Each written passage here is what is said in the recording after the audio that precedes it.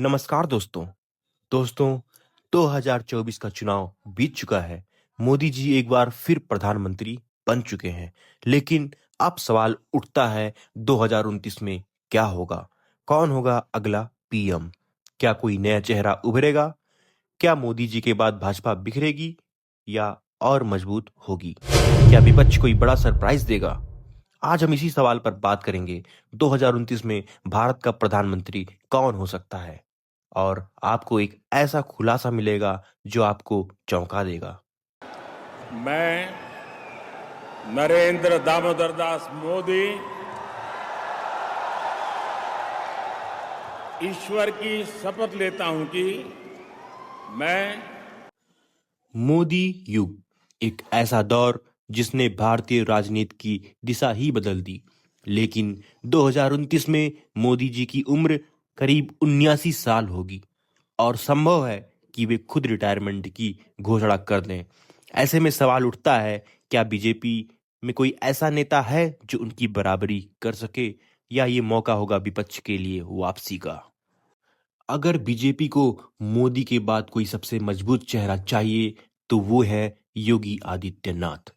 2 बार के मुख्यमंत्री, हिंदुत्व के सबसे मजबूत प्रतीक, फॉलोअर्स और लोकप्रियता सोशल मीडिया पर टॉप पर। लेकिन सवाल ये है, क्या वो सिर्फ एक राजनेता तक सीमित रहेंगे या वो 2029 में पूरे देश का नेतृत्व कर पाएंगे? कुछ अंदरूनी सूत्रों का कहना है पीएम मोदी खुद योगी को ग्रूम कर रहे हैं। लेकिन लीडर के तौर पर अगर ऐसा हुआ तो देश को मिलेगा एक कट्टर राष्ट्रवादी और निर्णय लेने वाला प्रधानमंत्री। अगला नाम है अमित शाह, संगठन का मास्टरमाइंड। लेकिन क्या जनता उन्हें उतना पसंद करती है जितना पार्टी को? नितिन गडकरी, तेज तर्रार और लोकप्रिय चेहरा, क्या 2029 तक वो उस स्तर तक पहुंच पाएंगे? अगला नाम जेपी नड्डा, पार्टी के भरोसेमंद सिपाही लेकिन करिश्मा कम। तो क्या बीजेपी में मोदी के बाद कोई असली उत्तराधिकारी नहीं? द टाइम्स ऑफ इंडिया की एक रिपोर्ट में कहा गया, NDA to again form government under Modi in 2029। यानी एनडीए 2029 में फिर से गवर्नमेंट बनाएगी। दोस्तों, अगर विपक्ष की बात करें तो कांग्रेस क्या करेगी?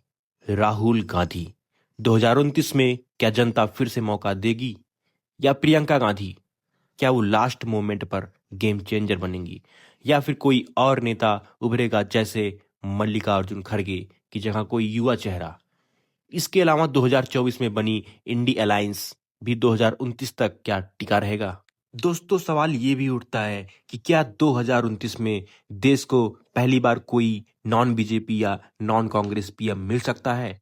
तो पहले नंबर पर आते हैं अरविंद केजरीवाल, दिल्ली मॉडल, लेकिन क्या राष्ट्रीय स्तर पर उनका जादू चलेगा?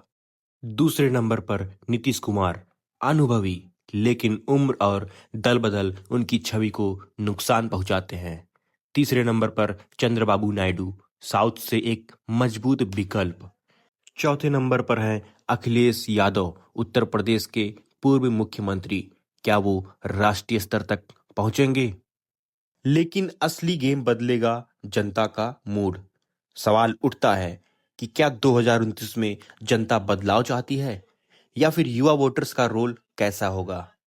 और बेरोजगारी, महंगाई और डिजिटल इंडिया जैसे मुद्दे नेतृत्व तय करेंगे। एक रिपोर्ट के अनुसार 2029 तक भारत में 50 करोड़ से ज्यादा युवा वोटर्स होंगे, जो किसी को भी जीत दिला सकते हैं या हरा सकते हैं।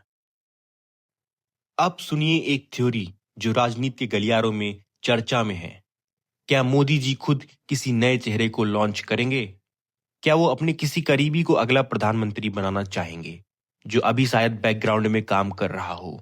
या कोई अंडरडॉग जिसे कोई जानता ही नहीं हो अभी 2029 का सरप्राइज पैकेज बन जाएगा? तो दोस्तों, 2029 में भारत का अगला प्रधानमंत्री कौन होगा, इसका जवाब शायद वक्त ही देगा। लेकिन एक बात तय है, 2029 का चुनाव इतिहास का सबसे दिलचस्प और गेम चेंजिंग चुनाव होने वाला है। अगर आपको ये वीडियो पसंद आया हो तो लाइक, शेयर और सब्सक्राइब जरूर करें, और कमेंट में बताइए कि आपके हिसाब से 2029 में अगला पीएम कौन होगा? धन्यवाद।